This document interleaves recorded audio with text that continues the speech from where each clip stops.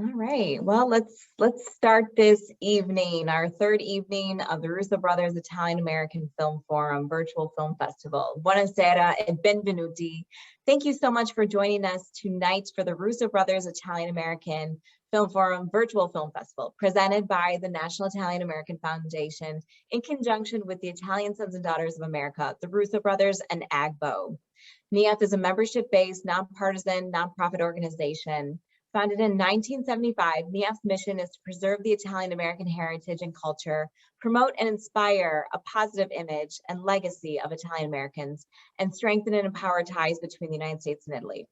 Created in 2016 by acclaimed Hollywood directors and the co-founders and executive chairman of AGBO, Anthony and Joe Russo, together with the National Italian American Foundation and the Italian Sons and Daughters of America.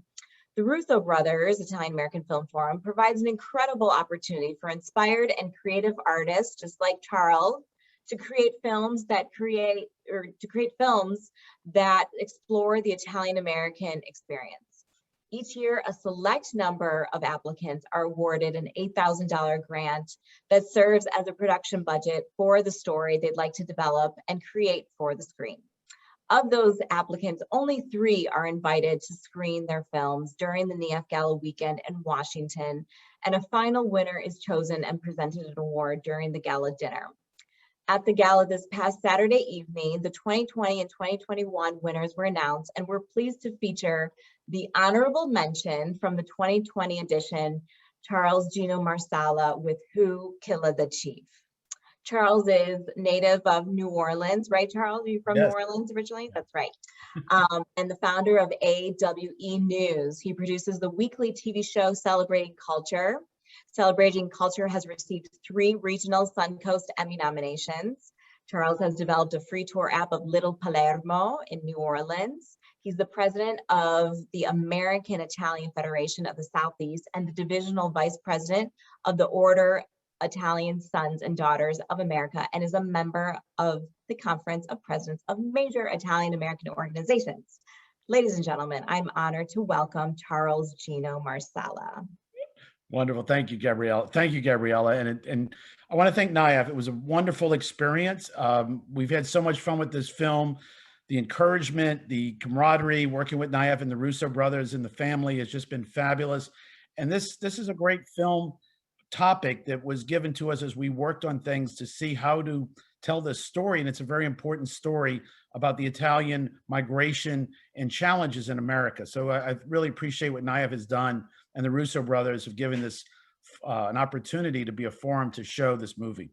Yeah, absolutely. And thank you for crafting this movie. So I do want to ask our audience to go ahead and use the Q&A function at the bottom of your screen to ask Charles any question you have about the filmmaking process, or if you'd like to say anything to Charles. Charles, I'm going to start off with a question of why this topic and why now? What inspired you? Well, you know, the topic and why now is clearly we are up against so much with Columbus, statues, removals, and everything. And the deal is that this massacre of Italians, some people call it a lynching. I prefer to use the word massacre because they were acquitted. They were charged with killing the chief of police in New Orleans, and they were acquitted. Lynching is normally referring to somebody who might have been waiting trial, being executed by a mob in mob justice. But here you have 11 Italians who were killed by shotguns, mostly. 2 were hung. And that was in 1891. That transpired into tensions between Italy and America being strained because some of them were still Italian citizens. And how that evolved into the Columbus Day celebration the following year of 1892 is a very important thing that any Italian American, and actually every American, should understand, because as we deal with right now, the Columbus situation and how we handle immigration and many other challenges, this story is relevant to all of those factors. Yeah, that's incredible. Well, I commend you for exploring this topic, and especially now that we need it all the more, a film like this. So another question that we have is, you had a delightful score throughout the film. Can you tell us how you crafted that? Well, you know, we actually have a TV show that is, like I said, celebrating culture. And celebrating culture has music and a score that we've licensed. So we didn't write the score ourselves, but we have a great choice of editing and determining what scores to pick and choose for all our shows. We have done 25 half-hour episodes of Celebrating Culture. 4 of them are dedicated to the Italian migration. So we have similar music that we've been using throughout our development of the Italian migration, which will be 12 half-hour episodes when we're done. That'll air on PBS and on ABC locally and on our That's YouTube great. station. If somebody wants to watch us, you can go to our YouTube channel and see these shows. That's great. That's awesome. We have a comment from Carol Basile. She said, a wonderful film, gave me insight into why I experienced prejudice when growing up in the Chicago area. Thank you. You're welcome. Thank you. Appreciate that. Great. And we have another comment from a 2021 Russo Brothers Film Forum finalist, Jeffrey Santoro. Him and his brother, Nick Santoro, they produced the film Big City, Little Italy, which we'll be watching next Thursday. And Jeffrey says it was terrific. I learned a great deal of valuable information from this documentary. My sincere congratulations to Charles for directing, producing an engaging and a powerful film, a much needed story to be told. He did it with grace, honor, and respect. So kudos to you, Charles. Well, I want to thank them. And I saw their trailer, and theirs is a great movie as well.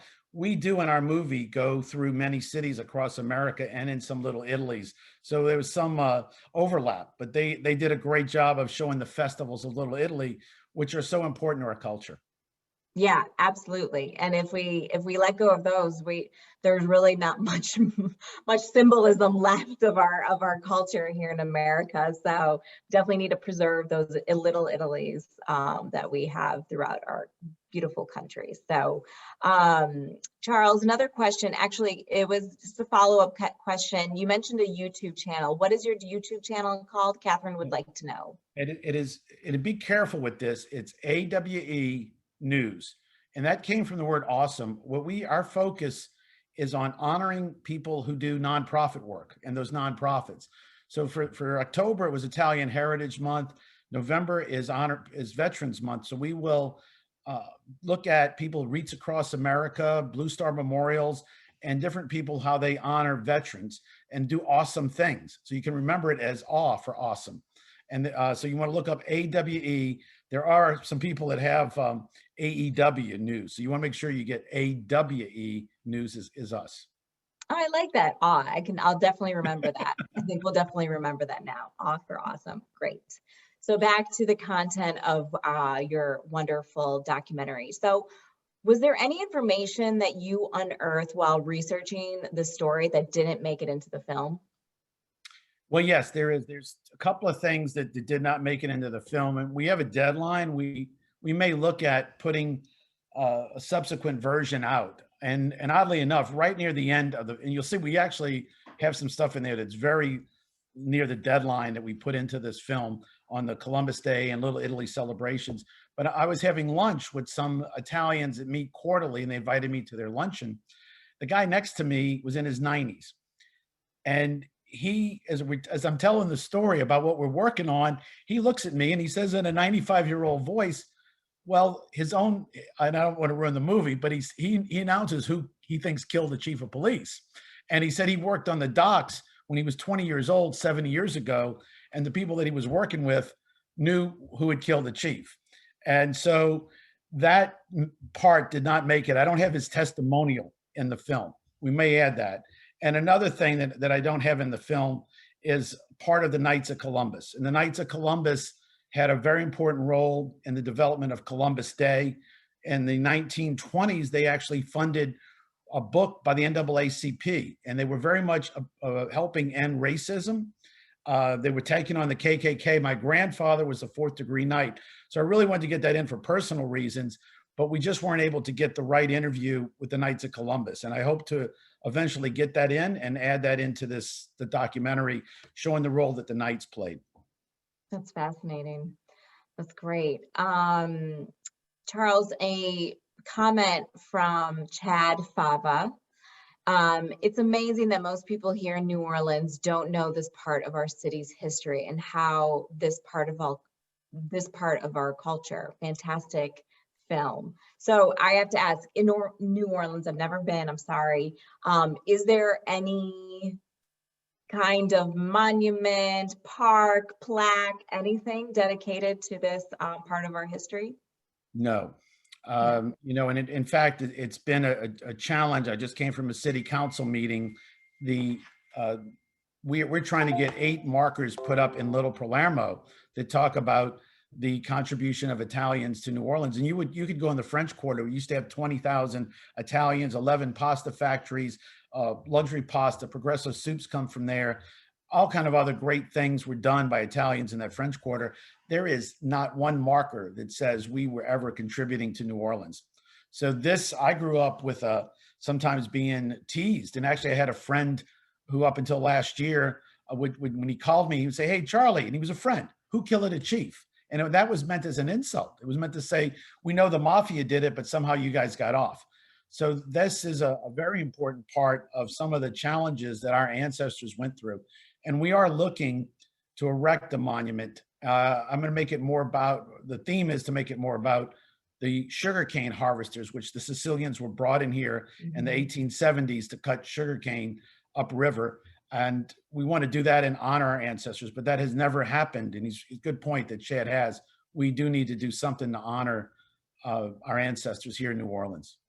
Yeah, I agree. And it's really fun. I mean, I like to trip people up sometimes and always say that, you know, some of the first migrants were Sicilians and they migrated to New Orleans and they they came for the sugarcane cultivation. So it's an interesting part of our Italian history here in America, I should say. So, yeah. And they became I'll add this, they became business people so fast. They learned that if they worked hard and didn't have to pay rent to be on those plantations, they were within 3 years buying their own property and opening up grocery stores. And they were living above the second floor. At one point, Louisiana, half of all the grocery stores were owned by Sicilians.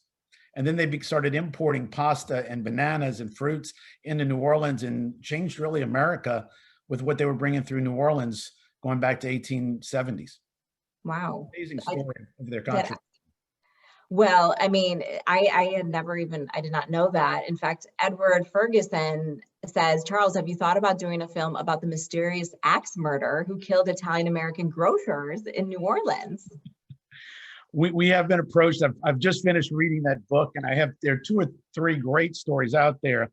And to Edward, that topic is of interest. From I think around 1908 to 1917, this gentleman was killing Italian grocers by breaking in at night and using their own axe to murder them. And they couldn't figure out what happened. I mean, some people think he was actually killed later in Los Angeles. But that is an amazing story. And the word was, if you were playing jazz, he would skip your house. I mean, there was some amazing cartoons and sketches in the newspaper about, it was called the Axeman. And growing up at times, we were always told to be worried about the boogeyman. That was a name that was given to this guy. So as I talk to my friends now, we hear, oh, the boogeyman's going to get you. But there really was a boogeyman in New Orleans in the 19-teens. So that is another topic. There's actually one that's a little more positive that I'm really interested in. 2 months before Lindbergh crossed the Atlantic in 1927, a gentleman named Francesco di Pinedo, he flew from Rome to Africa to Brazil, up the Amazon, and landed in New Orleans 2 months before Lindbergh on a seaplane. And I just think like a story about Francesco. He crossed all the continents in 1927, flying 64,000 miles in a seaplane.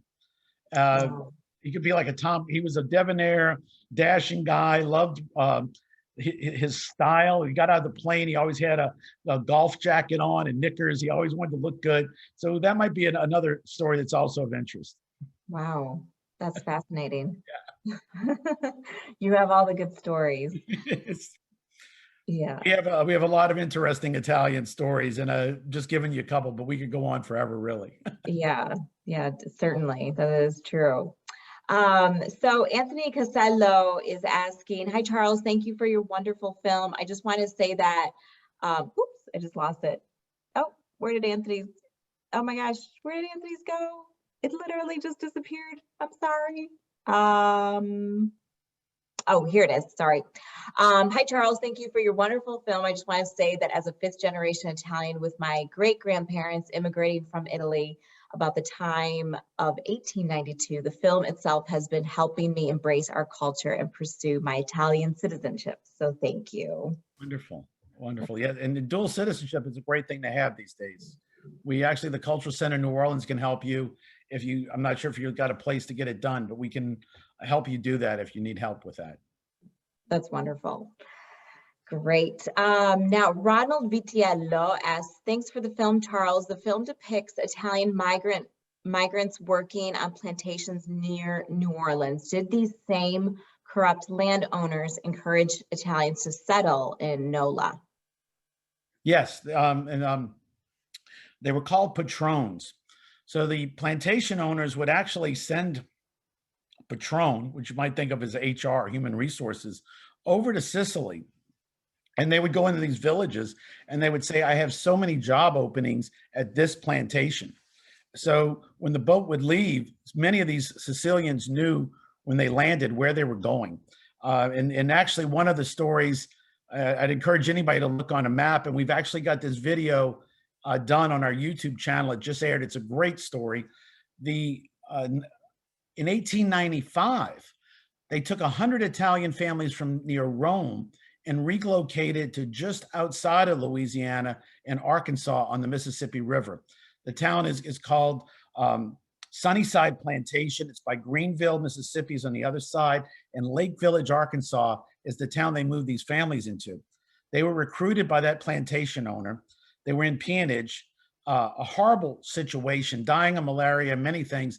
The priest relocated some of those guys to a town called Rosati, which they founded, called Rosati, Missouri, which is on Route 66, and another town in Arkansas called Tontitown. And these became great winery places. These Italians started selling their wine. And those stories we tell on our YouTube channel. I would encourage anybody to look at that half-hour TV show that we just aired. Wow, that's fascinating. That is. I mean, like, to be honest, I mean, I'm from Cleveland, and you hear about, okay, the Italian Americans in, you know, New Jersey, New York, the East Coast, the Midwest, but I didn't realize how many Italian Americans there were in the South in the Mississippi Delta. I remember I believe it was the 2017 Film Forum. One of the finalists, their film was on the Italian Americans that settled in the Mississippi Delta. And who would have thought there were Italian Americans in Mississippi? But the stories are fascinating. You know, as I said, my other position is I'm president of the Italian Federation of the Southeast. So as I drive through the Southeast right now, there's an Italian club in Greenville, Mississippi, right there on the Mississippi River, Bocce Courts. It's a great place. And there's some great Italian dining in some of these little towns. And another funny story is there's a town in Mississippi in the heart of all of this, the center, the blues area, called Belzoni, named after an Italian strongman from the 17th century, who some people think was the inspiration for Indiana Jones. So there's a lot of Italian stories throughout, and we've actually covered that a little bit on our YouTube channel. That would be amazing if us Italians can claim Indiana Jones too as one of our. we totally can. His name was Belzoni. Louis Prima is from New Orleans, and Lena and I do a variety show. And one day we did it on Belzoni. He designed the pump to go back to Egypt, and he takes his pump to Egypt. He doesn't get the contract, and then he decides to start bringing artifacts from Egypt back to London, which is where he's relocated to from Italy, to the museums, just like Indiana Jones. And he could walk with 7 men on him at one time. He literally so the fighting and everything else, and he ends up getting killed in Egypt. So like Indiana Jones with all the adventures, this guy had similar adventures. Wow, that's fascinating. Did not know that. Well, Charles, you're a wealth of information. Speaking of which, Frank Bruno is asking, of the 11 Sicilians that were lynched in Sicily, Do you know where they were from specifically in Sicily? Do we know? Um, Actually, I do not. I can say this: three of them were actually still citizens of Sicily, and what we need to know is that Italy had only unified in 1861. So many people today, when they say they identify as being a Sicilian, it's because up until 1861, the kingdom of the two Sicilies went all the way up to Naples. So it was both the Right. island and the lower half of the boot. Three of these people were still Italian citizens because Italy was now one. And that's why the Italian government stepped in and said, we have a treaty that you're supposed to prosecute people that kill Italians, and we're going to hold you to it. So eventually, the president of the United States gave $25,000, and then he started expanding Columbus Day as a way to make amends and try to help the Italian immigration. The other ones, that's something that I can actually, we'll look at doing researching to get those towns that they were from. One gentleman, the main guy in the story is J.P. Macheka, and he was actually from the island of Malta. So I do know his story, and I'm thinking if I thought about it, I'm probably do know a couple of these other towns that people were from, but I'd have to double check to be right on that. Yeah, fascinating. We have a comment from Alfonso Guerriero, scusa. Hi, Charles. It's Alfonso from New York City. I am always inspired by your creativity and pride in Sicilian and Italian heritage. It must be noted that the New Orleans lynching was not an aberration. There were other lynchings of Italians in other areas, Tampa Bay in 1910 being one city. I'm wondering if Charles would consider doing a follow-up documentary about Italian lynching in other cities. Also, Charles, my book is out. Thanks for writing the foreword. I will send you a copy, Alfonso. It's good to hear from Al, and he's been down here, and we met, and he's a great guy, and interviewed Lena Prima, so that was fun. The In the movie, you'll see we actually recently the state of Mississippi put a marker where 4 Italians that were lynched in Tallulah, Louisiana, which we talk about, are buried. And in the movie, we also show images of the Italians that were lynched in Tampa.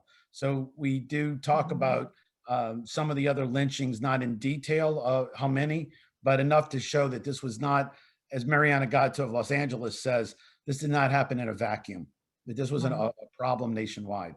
Wow, that's incredible. And you don't hear about it in the history books at school, or you don't read about it in the history books at school. Speaking of which, I know that was it this year or 2 years ago, correct me, or maybe it's been 3 years ago, the mayor in New Orleans made the official apology. Are you going to send her a copy of your film? I've been in touch with the mayor. We were looking to actually have a screening of this movie someplace in New Orleans, and I've been in touch with her. She's been thankful, and this actually helped me develop a great relationship with the mayor. I was the gentleman, Michael Santo, contacted me to go help him with the mayor as he was in New York, leading that apology. And I happened to have a meeting with Mayor Cantrell at the time. She stepped up, and she opens our movie. And she did a great job. That was very instrumental in being the foundation for the movie, but actually starting this process. And who knew at that time how extensive the Columbus situation would evolve into, and how key it is for her story to help us with what we're trying to educate people on and how we developed in the Columbus Day celebrations. So we've been in touch. I've let her know, and I've sent her a link. I haven't heard back. I actually don't know if we sent her the latest link. We did invite her to a screening, so we've been in touch about that. That's great. That's wonderful. Speaking of Columbus Day, it's obviously Italian Heritage Day, or excuse me, Italian American Heritage Month. Nancy Indelicato asks, ciao from New York. Congratulations for bringing this so relevant topic to us and in such a comprehensive way. Can you comment on President Biden's not acknowledging Italian heritage this year, especially as president since 1985? Every president since 1985 has issued a proclamation declaring such, and his wife is of Italian heritage, specifically Sicilian, right? She's of Sicilian heritage. Mille grazie, Nancy. Not to get too political, but I just thought to share Nancy's comment. I can handle a little bit of that. One of the things I also want to do is in 1804, Thomas Jefferson, we were at war, it was the Barbary Coast War. Sicily was America's partner in that war, first Right. ally. Yes. Thomas Jefferson told the captain of the Navy to bring back Sicilians to be in the Marine Band, that he thought the Marine Band would benefit from having Sicilians in it. And they come from that region of Sicily that Joe Biden's ancestors are from. So I have a desire to go back there and find out what they were playing in 1804 that Thomas Jefferson loved so much. Right. Aside from that, when I was in Arlington the night before I moved over to the NIAF convention, I went into a restaurant and a woman came up and asked me to join their group for dinner, which was kind of nice. And then they said, "What are you here for?" And I said, "Well, I got this film." And they asked what it's about. And I said about how this evolved into Columbus Day. And she got very, brought up Indigenous People Day. And my response to her was two things.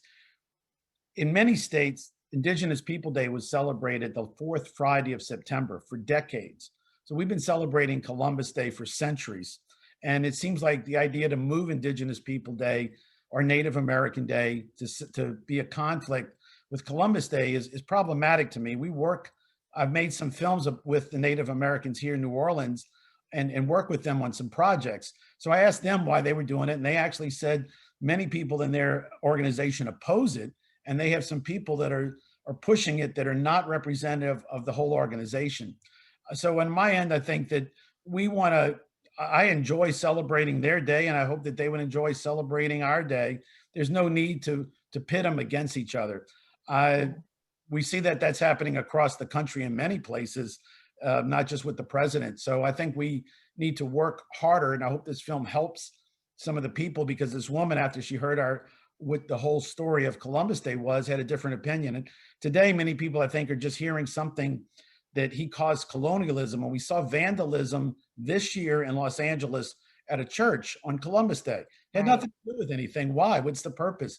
So we need to do a lot of education. And I really appreciate the Russo family and NIAF giving us the opportunity with this film to maybe help people understand why Columbus Day is so important to the Italian community.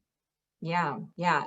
Education is key, and it's misinformation spreads like wildfire, as we know, especially with the, social media, Instagram, all the infographics, especially the young people, they see it, they read it, they share it, and it's done. And it's facts for them, fact checking is key. So to that point, Anthony Casello does have a question. Charles, when we look at American history, why are we not being included in this time of diversity and inclusion? You just brought up some fascinating history that most people haven't heard from, and the power of your films and others really bring out the best of our history. Let me make sure I got the question right. It's why aren't we being included in the discussion? Yeah, in this, in this society, now we're talking about diversity, inclusion, almost you hear it every single day on the news. We have diversity, inclusion, managers now in the office, why he's asking why aren't the Italians being included in these discussions? That is an interesting question, and I don't actually have an answer as to what's going on in some people's minds. I can tell you this: we actually are, as president of the federation, we have about a dozen organizations in our federation right now. We just filed a lawsuit against the city of New Orleans. There's a street named Tivoli Circle in New Orleans, and they're looking to rename it. And there's no reason to rename it. So I was at the city council today speaking at one of their meetings saying, we want to have a discussion with you. We shouldn't have to follow a lawsuit, but we kept trying to get on your agenda to discuss why you're doing this, and you wouldn't allow us to be on the agenda. So now we had to resort to a lawsuit, and we're seeing that across the nation with other lawsuits trying to defend our heritage.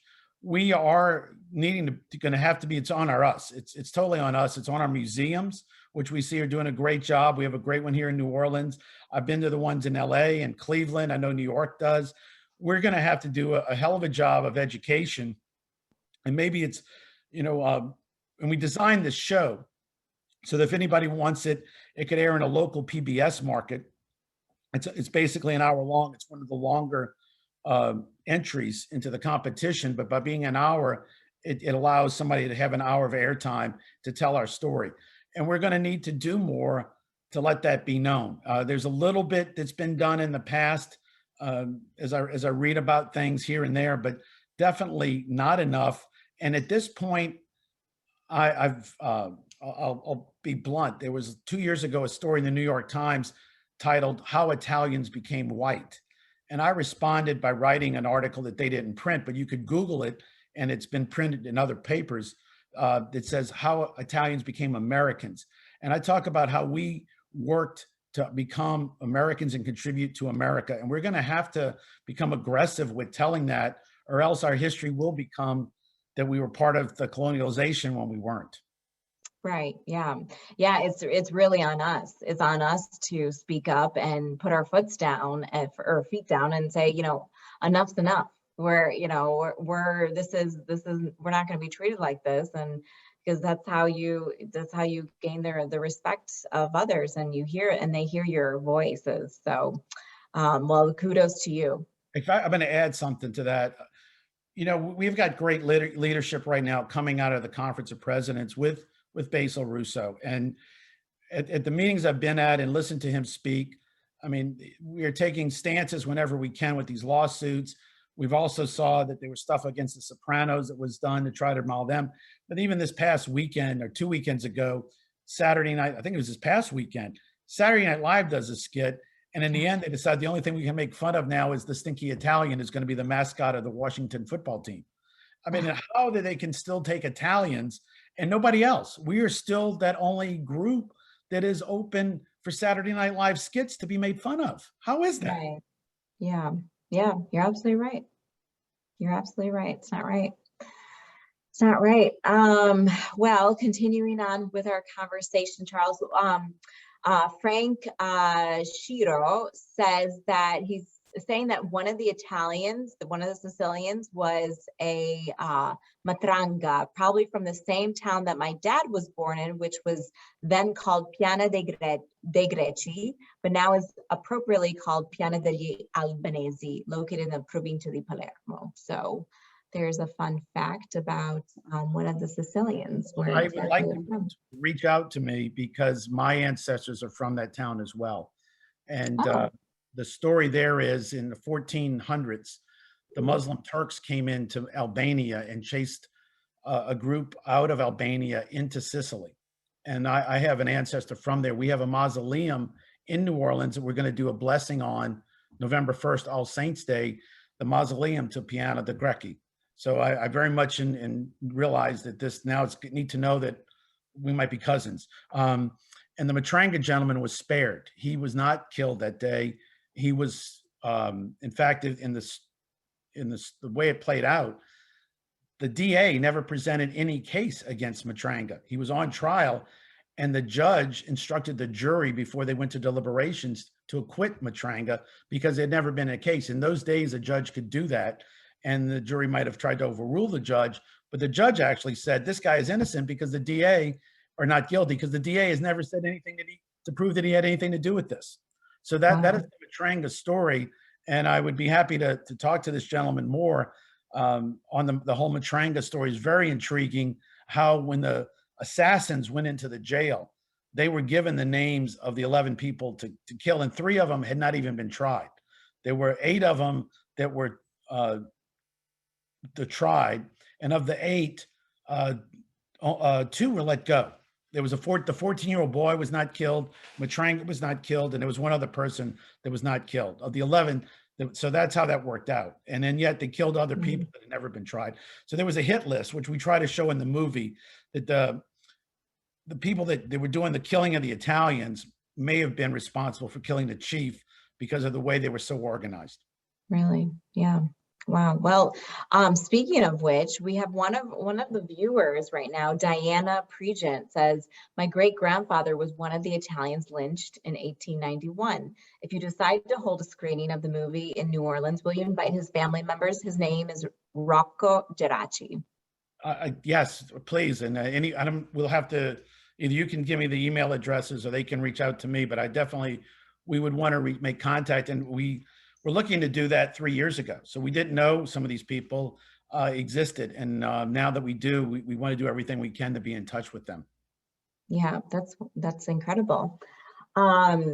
We have a comment from Mara Dower Barbara.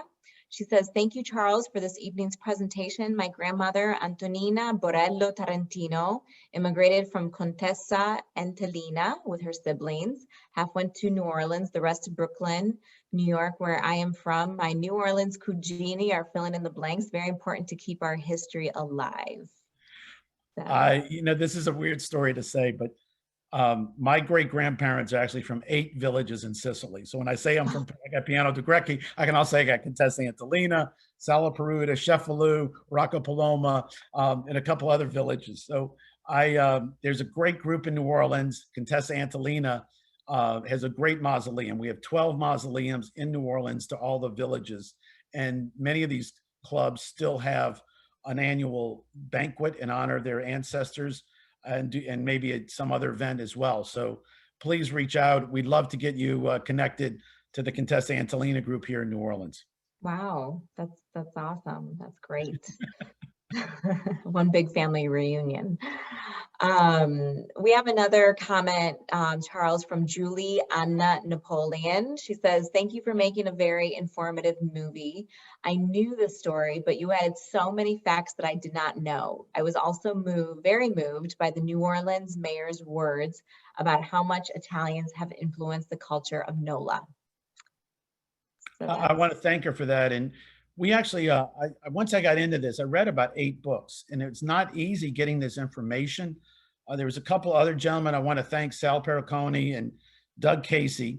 Doug has passed away, and I'm friends with his son, Dale. And they gave me some of their research that I was able to take to the next level.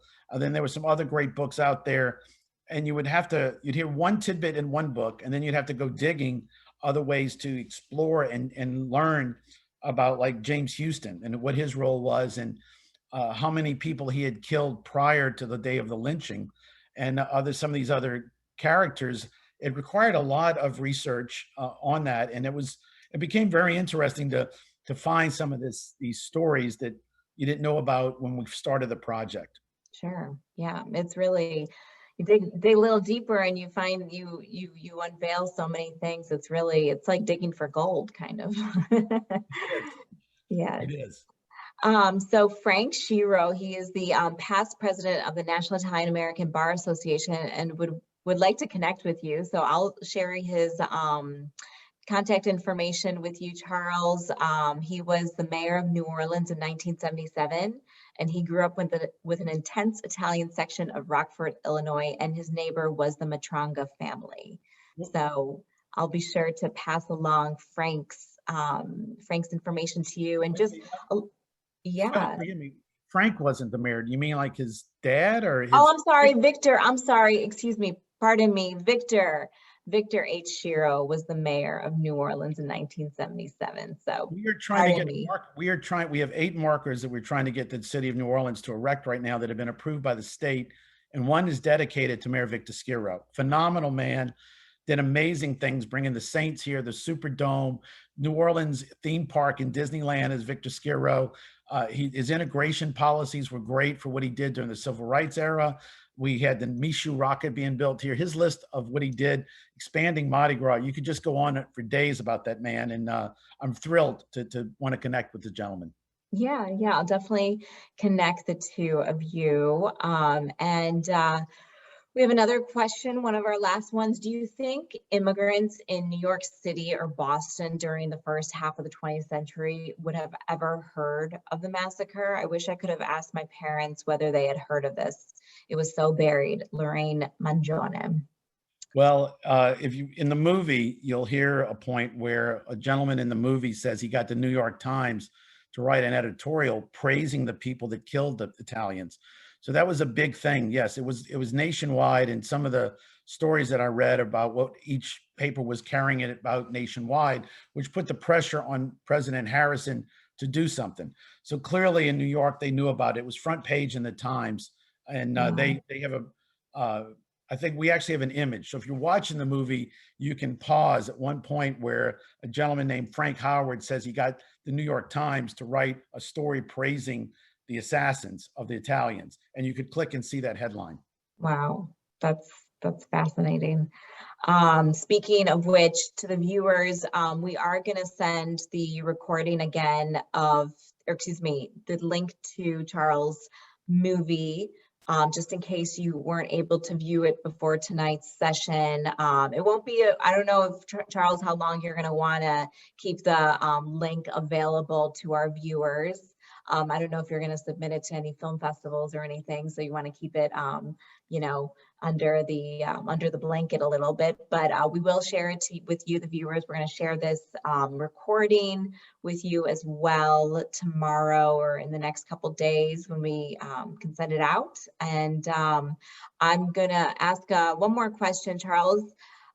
Eugene Mirabella is asking, can you comment on the connection of Sicilians with jazz in New Orleans? You know, you saved the best question for last. That is another documentary like that I want to make. Like I was talking about Jill Biden's ancestors being from that part of Sicily. And my maternal grandmother's from Sala Peruta, Sicily, which is where Louis Parima's got ancestors, and a gentleman named Nick Larocca's dad came from that. Nick Larocca's dad brought his cornet over with him in 1870s. So I wonder what he was playing when he came over in the 1870s. His son, Nick Larocca, was playing jazz in 1915 on Canal Street promoting a fight when a guy from Chicago who owned a bar heard the band, brings him up to Chicago. They eventually play there for a while, then they move on to New York. He records the first jazz album, and he records it as JASS. And he changes the name because he says the people in New York are scratching the J off and calling it ass music. So he changes it to JASZ and later to JAZZ. And we've got all of the albums where it's labeled that. His songs sold over 1 million albums in 1917. First jazz recording is Nick Larocca. And then he goes to play for the Queen of England. The war breaks out and there's the military shipping these albums overseas. So there's still a lot of jazz festivals in Sicily. And I really would love to do another piece to explain as to what that whole connection was between what the Sicilians brought over in the 1870s, 1880s, and 1890s, what they were playing, and the influence on what we call jazz today, because clearly the Sicilians had an impact. They were playing the cornet.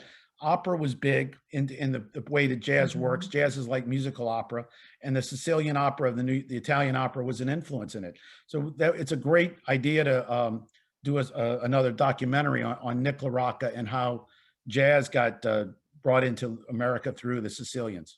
Yeah, well, that reminds me that Vanessa Racci, who is an Italian-American jazz artist, her next album is dedicated to the Italian-American jazz artists of the, turn of the century. So you might want to connect with her. She can provide the score to your next documentary on jazz. And you had her there. She was there at NIAF. I did talk to her about that.